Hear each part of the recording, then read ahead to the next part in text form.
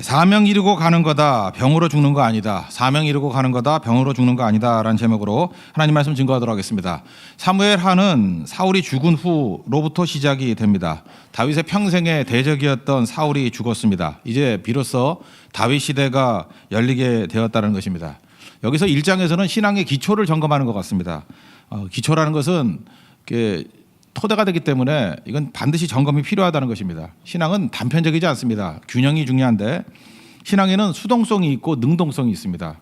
기다려야 되는 게 있고 적극적으로 순종해야 되는 게 있다는 것입니다. 그래서 오늘 시작 기초할 때 이걸 지금 말씀하고 있는 거예요. 다윗은 오랫동안 기다렸다는 것입니다. 신앙의 수동태, 수동상태, 수동성, 그리고 적극적으로 지금 여기 분별하는 얘기가 나오지 않습니까? 아말렉 청년을 이렇게 잡아내고 죽이는 분별력. 그러니까 이건 적극적인 순종이죠. 그러니까 내가 해야 될 일이 있고 기다려야 될 일이 있다는 것입니다. 이 두 가지 기초를 잘 닦아야 우리 높은 건물 지을 때도 기초가 좋아야 되잖아요. 우리 신앙이 든든하게 설 수 있다는 것입니다. 오늘도 주님이 주시는 음성을 듣는 은총의 시간이 되기를 바랍니다. 첫 번째는 신앙의 수동성인데 이것은 기다림이라는 것입니다. 사울이 죽었습니다. 한번 이제 회상해 보십시오. 사무엘상 16장부터 우리가 말씀을 시작했는데 사무엘상 16장에서 사무엘이 와서 다윗에게 왕이다 그러면서 기름 부었습니다. 그게 10대 후반쯤 되는데요. 그게 아마 이게 역추적을 하다 보면 17살인 것 같아요. 왜 그게 가능하냐면 40세에 왕이 됐다 그러거든요. 그러니까 17살 정도, 40년 정도 됐으니까 그 정도 된 것 같습니다. 그리고 31장에서 사울이 죽었어요. 그리고 사무엘하 5장 3절에 가서 비로소 왕이 됩니다. 근데 그 총 걸리는 시간이 23년 걸렸어요. 굉장히 오랜 시간이죠. 23년 동안 그 기다리는 시간이 있었다라는 것입니다. 그러니까 하나님께서 우리에게 어떤 한 인물을 만드시는데 뭐 짧게는 5년 걸릴 수도 있지만 어떤 때는 이렇게 23년 이렇게 오랜 시간이 걸릴 수도 있다라는 것입니다. 우리가 하나님의 뜻과 하나님 방법을 모르거든요. 하나님의 뜻과 하나님 방법을 섭리라 그럽니다. providence. 그러니까 목적이 있다라는 거예요. 근데 우리는 모릅니다. 그래 믿고 가는 거죠. 하나님의 섭리를 알고 간다 그러면 내가 하나님이죠. 모르고 가는 겁니다. 그래서 믿고 가는 거예요. 하나님과의 관계 속에서 신뢰하고 가는 거예요. 그게 믿음이거든요. 하나님의 섭리가 있다라는 것입니다. 근데 우리는 이제 대충 이게 때려 맞출 수 있잖아요. 하나님이 섭리 가운데 좋게 해주시는데 이건 사실 뭐 이런 설명도 필요 없는 거예요. 그냥 무조건 좋은 건데 다윗을 통해서 이제 한번 보자는 거예요. 남의 얘기를 뭐 이런 식으로 유익을 주는 게 있다. 내게는 또 달라요. 내게도 분명히 이런 유익이 있을 건데 딱 이렇게만 맞아떨어지는 게 아니라 더 많은 유익이 있겠죠. 다윗에게 그 기다림을 통해서 주셨던 유익이 뭘까요? 하나님의 섭리적인 유익이 뭘까요? 전문가 만든 거죠. 지금 다윗이 23년 동안 도망을 쳤는데 처음 시작한 게 높광야부터 시작해요. 여러분들이 이름을 다 얘기는 안 했지만 광야 이름이 15개가 나옵니다. 광야. 그러니까 아주 세부적인 광야 이름까지 다 얘기하거든요. 15개의 광야를 도망 다녔습니다. 23년 동안. 그럼 전문가 되겠죠. 다윗은 광야 전문가입니다. 모세 못지않은 광야 전문가예요. 그래서 이스라엘은 굴이 많거든요. 굴 들어가면 어디서 끝나는지도 몰라요. 막 연결된 것도 많고. 그래서 이스라엘은 전쟁할 때 굴 속에 숨으면 못 잡습니다. 아지트의 일종의. 그런데 다윗은 23년 동안 웬만한 굴은 다 들어가 봤어요. 왜? 도망치느라고. 그거 아시죠? 좋은 사냥꾼이 되기 위해서는 사냥감 같은 생각을 해야 된다고. 근데 다윗은 사냥감이었잖아요. 잘 도망다녔죠. 이제 사냥꾼이 되잖아요. 왕이 됐다는 건 사냥꾼이 되는 거 아니에요? 근데 사냥감의 의식을 갖고 있었어요. 23년 동안. 그러니까 뭐 기가 막힌 사냥꾼이죠. 어떤 사람이 그런 얘기를 하더라고요. 그 뭐 이렇게 투기, 옛날 강남 투기 많이 할 때 투기꾼들 잡으려고 그러면 복부인을 장관시키면 된다고. 그 당연한 얘기죠. 그 투기 많이 해본 사람한테 장관시키면 그 다 잡아낸대요. 그렇잖아요. 그 타짜를 장관시키면 도박하는 사람 다 잡아내겠죠. 그런 거 똑같은 거라고요. 다윗이 도망다니면서 광야 전문가가 됐다는 것입니다. 그래서 이후에 승승장구했던 것이 하나님의 도우심도 있었지만 이 광야에서 싸우는 건 백전백승이에요. 왜냐하면 광야 전문가이기 때문에. 이제는 도망다니는 게 아니라 군사력까지 있으니까 광야에서 싸웠던 모든 전쟁 거의 가는 곳마다 이기게 하시는 게 뒤에 나오거든요. 그 이유가 뭐냐? 하나님께서 이렇게 광야 전문가로 만들어 주셨다는 것입니다. 그러니까 우리는 고난이라고 생각하는데 하나님은 전문가로 훈련시키신 거예요. 이게 다른 거죠. 또 하나는 멘탈을 무지무지하게 강하게 만들었습니다. 도망다니는 사람 멘탈이 강해지잖아요. 웬만해가지고 뭐 흔들리지 않죠. 그래서 우리 30장에 보십시오. 거기 다윗의 부하들이 아말렉이 와가지고 시글락에서 처자식들 다 끌고 가니까 울 기력이 없도록 울다가 다윗 죽이자, 돌로 쳐 죽이자 이 정도면은 멘붕 와야 되는 거 아닙니까? 근데 침착하게 또 추스려 가지고 여호와 하나님을 힘입어서 샘을 얻었대요. 용기를 얻었대요. 참 멘탈이 강하죠. 쓰러질 만하면 또 일어서고 그 믿음이라고만 얘기하지 말고 그 믿음의 연단이 광야에서 23년 동안 도망 다니면서 얼마나 많은 위기가 있었습니까? 그래서 웬만한 건 위기도 아닌 거예요. 다 이겨낼 수 있는 거예요. 멘탈 강자가 된 거예요. 반면에 사울은 어떻습니까? 별것도 아닌 일에 멘붕 오잖아요. 노래 하나 듣고 미치광이 되잖아요. 사울은 천천, 다윗은 만만. 여론 가운데도 지금도 이게 멘탈이 너무 약해가지고 쓰임받지 못하는 사람이 있죠. 뭐 말 한마디 들으면 사울같이 맨날 고민하고 괴롭고 잠 못 이루고 밥맛 없어지고 삐졌다가 6개월 있다 나타나고 뭐 이런 사람들이 있지 않습니까? 그거 어떻게 지도자를 쓰겠어요? 자기 혼자도 감당을 못하는데. 그러니까 제가 하나님은 아니지만 이렇게 옆에서 추정컨대 하나님께 저 사람을 멘탈 좀 강하게 만들려고 자꾸만 이렇게 광야를 이끄시는구나. 그 맞는 얘기죠. 그래서 광야로 통과하고 난 다음에는 굉장히 강한 사람이 돼 있어요. 그래서 이렇게 흔들림이 없는 사람이 되더라는 것입니다. 그러니까 이 광야에서 깊어진 거죠. 멘탈이 강해지는 게 뭐예요? 깊이 있게 하나님을 만난 거죠. 모든 상황에서 주를 찬송할지라. 그게 굴에서 부른 노래거든요. 그거 얼마나 깊어져요. 그러니까 이게 강해지는 내용들이 있는 거죠. 또 하나를 추정해 본다 그러면 사람이 넓어져요. deep and wide. 우리 30장에도 나오잖아요. 전쟁하고 난 다음에 200명이 지쳐서 쓰러져 있었어요. 400명 데리고 승리를 거뒀거든요.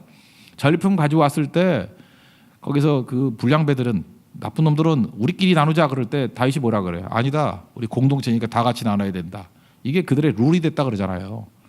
이렇게 배려가 있는 넓게 만드는 내용들. 그러니까 얼마나 이게 지도자감입니까?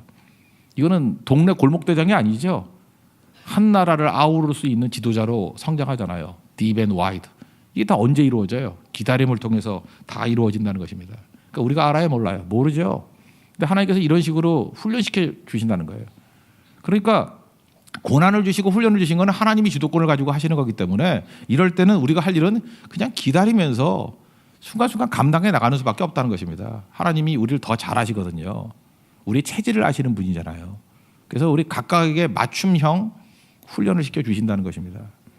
우리 종종 이런 얘기를 하죠. 자기가 판단하는 게 잠깐만 교만하게. 그래서 무의미한 고난이다 이렇게 생각을 해요. 저게 무의미한 고난이야. 최근에도 제가 이렇게 병원에 많이 다니잖아요. 목사니까.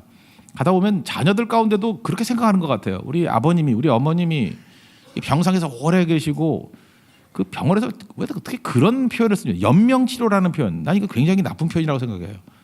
연명이라니요.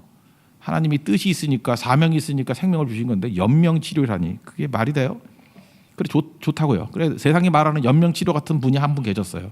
파킨슨심에 걸려가지고 10년 이상 고생하고 하여튼 사정에 의해서 병원에 더 못 있게 될 사정이었어요. 그래서 그 딸네 집에 와가지고 1년을 보내게 된 분이 있습니다. 그러니까 처음도 힘들지만 10년 넘어서면 얼마나 힘들겠어요.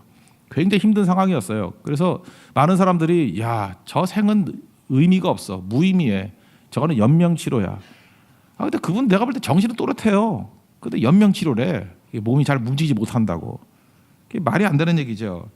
근데 마지막까지가 눈도 못 떠요. 그래서 눈꺼풀도 이렇게 손으로 올려 떠질 수 있고 뭐 그러니까 여러 가지 상황이 사실 육체적으로는 거의 기진맥진에 있는 것 같습니다. 근데도 돌아가시지도 않고 계속해서 생명이 유지가 되는 거예요. 그러다가 딸네 집에 온 지 1년 만에 돌아가셨어요. 하여튼 장례식 치르는데 저는 이렇게 생각했습니다. 그분이 왜 돌아가셨느냐? 파킨슨씨 병 때문에 돌아가신 거 아닙니다. 사명을 다 이루었기 때문에 돌아가신 거예요. 제가 한번 설명을 해드릴게요. 이분이 인간이 왜 사명이 다해서 돌아가셨다라고 인정해야 되느냐 하면은 그분이 딸네 집에 왔어요. 딸네 집에 왔더니 딸이 이제 불편은 하지만 어머니가 사랑하잖아요.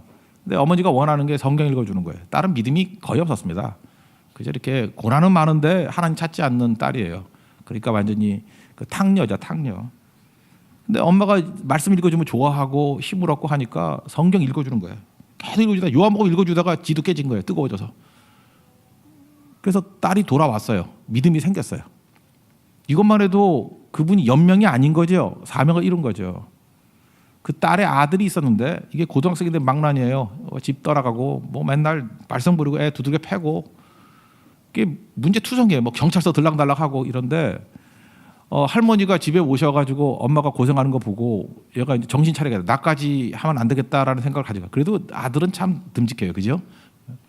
놀아도 분위기 봐가면서 노는 거죠. 예. 그래서 얘가 정신이 들어가지고 자기도 막 가슴 아프니까 할머니도 도와주고 엄마도 도와주고. 그러다가 어쨌든 간에 애들은 빨리 정신 차리니까 그러다가 자기도 모르게 정신 차리면 안 되는데 하다가 정신 차렸어요. 얘도 방심한 거죠.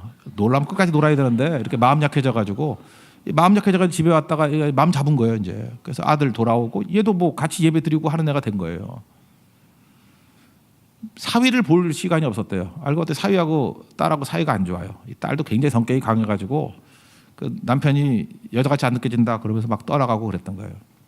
근데 어머니가 돌아가시기 한 달 전쯤에 그랬대요. 딸한테 유언같이 말씀하시더라는 거예요. 이혼하지 말아라. 이혼 다 결심했는데 이미 별거 상태인데 이혼하지 말아라. 그리고 엄마도 이혼했었는가 봐요. 너도 나 이혼한 거 알잖아. 너 아빠하고 이혼한 거. 그것만큼 후회되는 게 없다. 내 평생의 실수였다. 그지 그때 참고 살아야 했는데 너 자존심 강한 거 내가 닮아서 자존심 강한 거 알아. 그 거꾸로라도 절대로 이혼하지 말아라. 그리고 살아계실 때 만나지 않았는데 그게 유언같이 되어서 돌아가시고 난 다음에 다시 합쳐졌어요. 그 어머니 유언이라고. 여자분이 자존심 거꾸로니까 뭐 쉽게 합쳐지는 거죠. 그리고 돌아가셨다고요.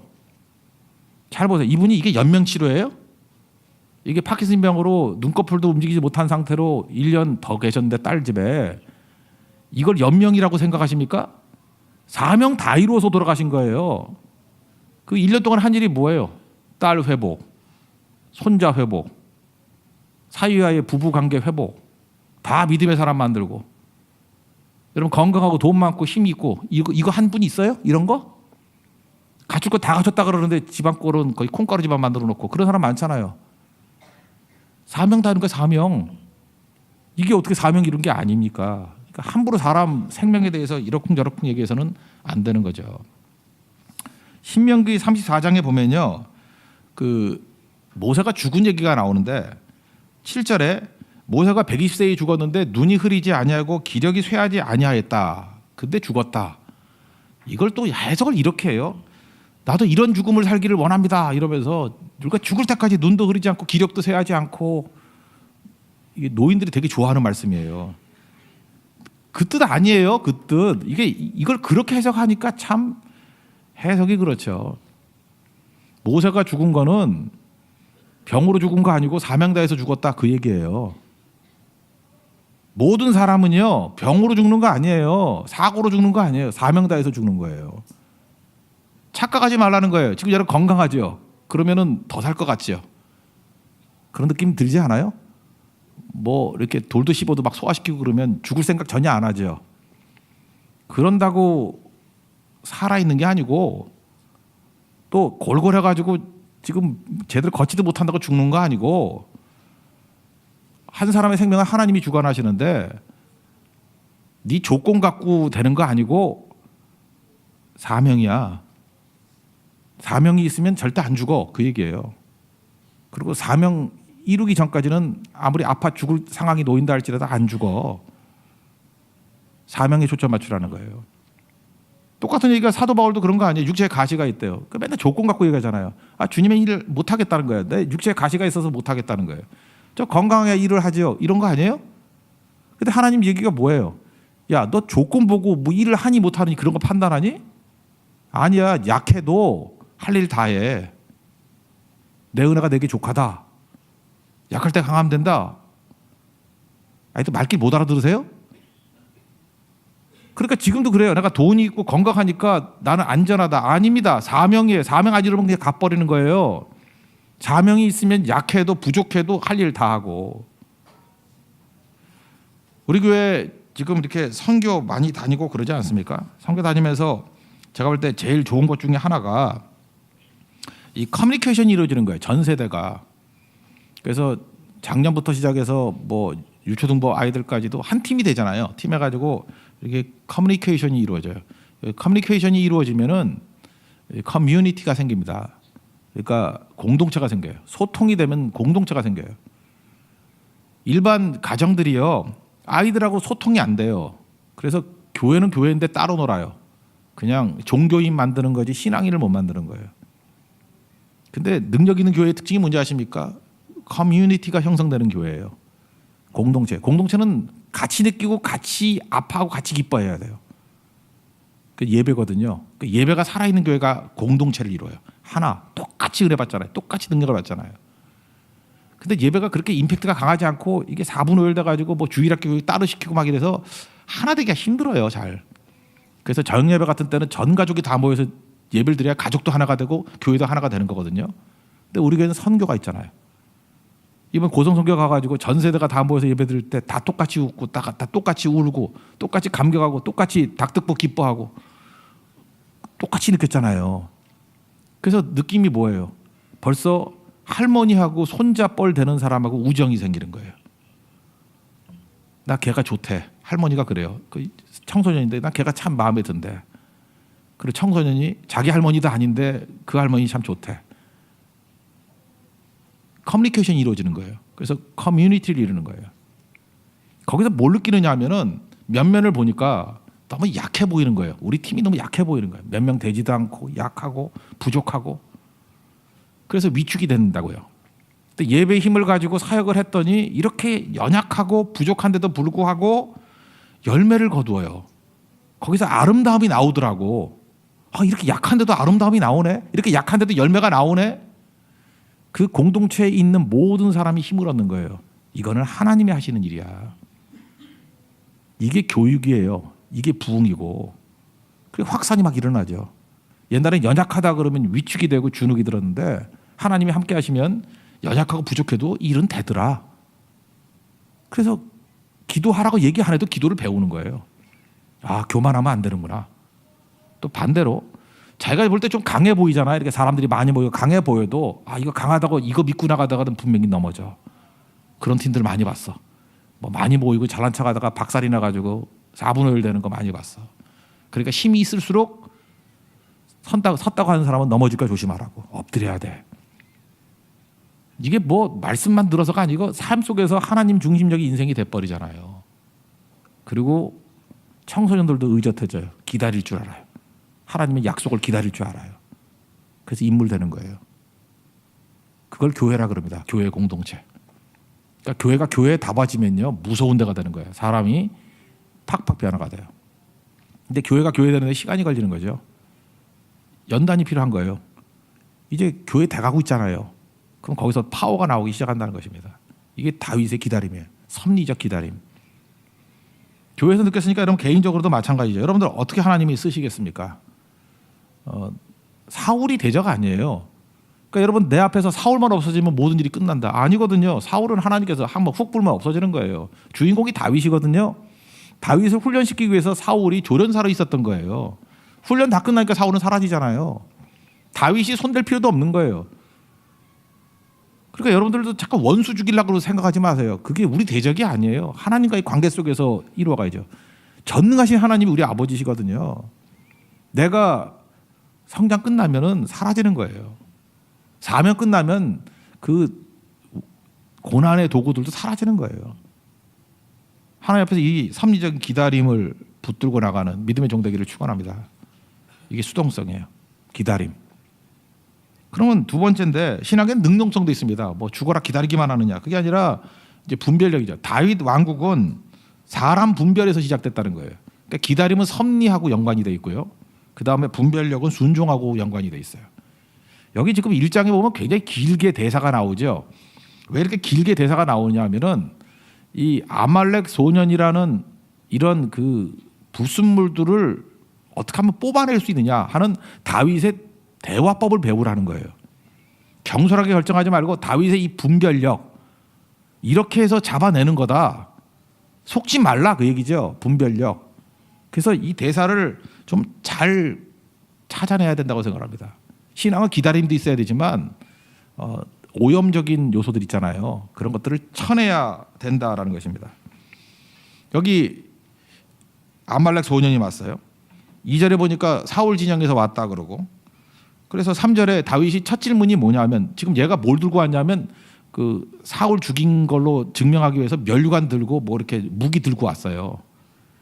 그러니까 왕 면류관을 하나니까 왕의 면류관을 들고 왔으니까 사울이 죽은 느낌이 오잖아요. 다윗도 딱 보면은 뭐 다윗은 눈이 없나요? 딱 보는 순간에.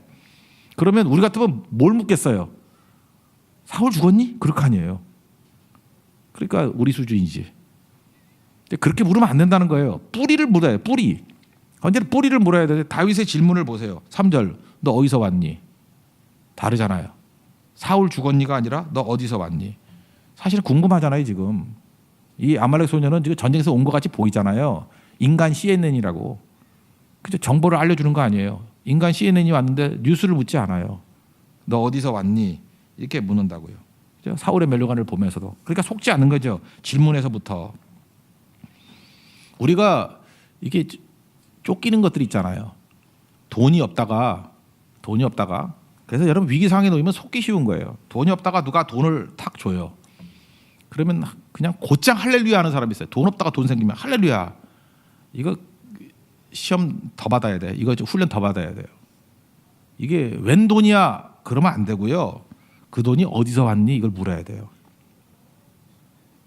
돈 잘못 받다가 죽은 사람 한둘이에요. 이 돈의 출처가 어디냐? 이거 물어야 된다고요. 어디서 났니? 이거 물어야죠. 너 어디서 왔니? 뿌리를 물어야죠. 오랜 기간 동안에 자녀가 대학 떨어지다가 붙었어요. 그러면은 대학 붙었다고 할렐루야 한 게 아니라 너 하나님의 사람이냐? 이걸 물어야죠. 아이한테. 좋은 대학 가가지고 이 망나니 되는 애들이 한둘인지 알아요? 평생의 시험거리 되는 거 얼마나 많은지 알아요? 뿌리를 물어야죠. 우리 그 나이 좀 찬 사람들 갑자기 이제 배우자가 나타났어요. 근데 뭐 예수를 믿든 안 믿든 간에 배우자 뻔하죠. 뭐 키 크고 뭐 잘생기고 또 뭐 있나 돈 약간 좋은 차 타고 다니고 있는 척하고 명 짧고 이러면 되게 좋아하는 거 아니에요? 그죠? 뭐 이런 애들을 좋아하잖아요. 그렇게 하나 나타나면은 그냥 곧장 할렐루야 그러면서 얼빠져 버려요. 하여튼 이 처녀 때 믿으면 믿을 게 못다는 건데 그냥 얼빠져 버려요. 그 이전까지는 무슨 말씀을 듣고 뭐 제대로 쳐다보고 새벽에도 나오는 것 같이 보이다가 그놈 만나고 난 다음부터는 어디 갔는지 모르겠어. 어디 갔는지. 차렸다는 클럽 가 있고 뭐 새벽에는 자고 있고 그러다가 나중에 안 보이고 그때 물어야죠. 너 어디서 왔니? 물어야죠. 너 어디서 왔니? 지금도 그래가지고 마귀한테 속은 여자들 한둘 아니에요. 노은패 같은 놈 만나가지고 지금 거의 믿음 생활도 못하고 사느니 죽느니 뭐 돌이켜 달라느니 뭐 3년 전이 그리워요. 다 속은 거잖아요. 그러니까 분별력이에요. 분별력. 우리가 절실한 게 있잖아요. 돈이 절실한데 그러면 생겼다고 할렐루야가 아니라 너 어디서 왔니? 대학도 절실했는데 너 어떻게 할 거니? 배우자 왔으면 너 출처가 뭐니? 이거 물어야죠. 사람이에요. 교회도 마찬가지예요. 교회 뭐 제도 바꾼다고 교회가 바뀌나요? 국가도 마찬가지예요. 잠깐 제도가 그런데 제도가 사람의 개혁이 있어야 돼요. 사람 안 바뀌면 똑같아요. 근데 사람을 찾아낼 줄 아는 부분이 있어야 되죠. 그 다음에 4절에 또 질문한 거 보십시오. 일이 어떻게 되었느냐 이렇게 묻잖아요. 그랬더니 뭐 전쟁 중에 뭐 도망가고 죽고 뭐 사울도 요나단도 죽었습니다. 이 질문해 보면 알거든요. 하나님에 대한 말이 한 마디도 없어요. 그러니까 다윗이 좋아할 말만 탁탁 전달해 주는 거예요. 분별력이 그런 거예요. 이놈 봐라, 이거 내가 좋아할 말만 골라서 하네. 그럼 믿기에 이게 문제가 되는 거죠. 그 다음에 사울과 요나단이 죽었다 그러니까 이걸 이제 크리티컬 포인트인데 질문의 핵심이에요. 제가 볼 때 제일 좋은 질문의 핵심이에요. 5절. 네가 어떻게 알아? 사울과 요나단이 죽은 거 네가 어떻게 알아? 그랬다고 5절에. 네가 어떻게 알아? 정말 질문 좋은 거죠. 여러분 성경을 읽으면서 큐티를 한다 그러잖아요. 뭐 큐티가 뭐 묵상이니까 묵상, 말씀 묵상. 저는 큐티라는 말보다는 말씀 묵상이 좋다고 생각해요. 말씀 묵상을 하다 보면은 사람이 똑똑해져요. 왜 똑똑해지냐면 성경은 우리에게 질문을 가르치거든요. 지금도 우리 설교 듣는 게 이게 질문 아니에요. 질문. 왜 이랬지? 질문하는 거예요. 그러니까 모든 얘기를 갖다 그냥 휩쓸려가고 선동에 휘쓸려가는 게 아니라 묻는 거예요. 그래, 사울이 죽었다, 요나단이 죽었다고 하자. 네가 어떻게 알아? 이게 핵심이죠. 질문을 뽑는 거예요. 네가 어떻게 알아? 그랬더니 6절 보십시오. 우연히 길보아산에 올라갔다가 뭐 사울이 자기를 불렀대. 우연히? 여러분 이게 얘기를 들어보면요. 신앙인이 쓰는 단어와 세상이 쓰는 단어가 달라요. 신앙인 말 가운데 우연히가 있어요? 뭐 어떤 집사님은 뭐 그러대. 집사님인데 팔자가 사나워서. 팔자가 있어요? 뭐 어떤 또 그것도 집사님인데 그러더라고. 뭐 이번 생에서는 이게 끝이래. 그럼 뭐 내생이 있고 전생이 있고 그래요? 그분이 내가 볼 때 집사님의 보살님인 것 같아. 그죠? 이거 딱 용어를 보면 하는 거죠. 주일이라 안 그러고 말끝마다 일요일 그런 사람도 있죠. 일요일? 용어도 못 바꿔 아직도. 주님의 날이에요. 주일이에요. 주일. The Lord's Day. 주님의 날이라고. 근데 썬데이래. 그러니까 썬데이 크리스천이라는 소리 하나 듣지. 용어도 안 바뀌고. 그러니까 이게 뇌리에 아직도 이게 바뀔 게 너무 많은 거예요. 그래서 우연히 만났다. 딱 보니까 이거 벌써 냄새가 나죠. 이상한 놈이라고요. 그래서 8절에 전곡을 찌르자. 너 누구야? 그랬다고요. 너 누구야? 그랬더니 말하면 안 되는데 놀라가지고 아말렉 사람 이랬어요. 아말렉이 알잖아요. 이스라엘 출애굽 17장에 이스라엘이 출애굽할 때 뒤에서 공격했던 놈들. 하나님께서 아말렉 멸절시키라 그랬더니 안에서 아가 왕부터 남겨놨던 그 민족. 나중에 에스더서 보면 아각이라고 이스라엘을 다 죽이려고 그랬던 원수. 그래서 아말렉은 마귀의 상징이에요. 폭로하잖아요. 언약과는 전혀 상관없는 녀석. 그죠? 그리고 거짓말하는 거 알 수 있죠. 사울이 부상 입어가지고 불러가지고 자기 찌르라 그랬대. 이것도 마찬가지예요. 다윗이 고난당해서 사울 옆에서 시종으로 오래 있었잖아요. 사울의 습성을 아는 거예요. 사울이 마지막에 자살했던 이유가 뭐예요?